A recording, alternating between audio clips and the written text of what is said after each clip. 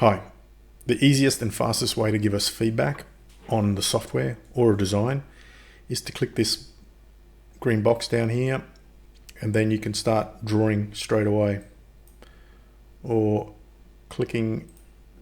use these tools up here,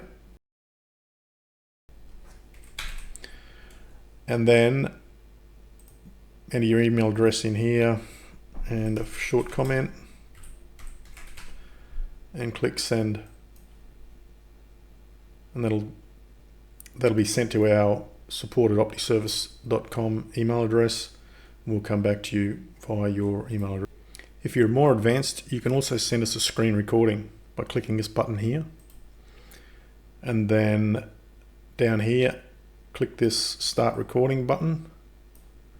It'll ask you which screen or window tab you want to record, so I'm going to select this one here, and you can see the microphone's turned on. I can also draw while I'm doing this, and you can see there's a 5-minute counter, so you can record a video for up to 5 minutes.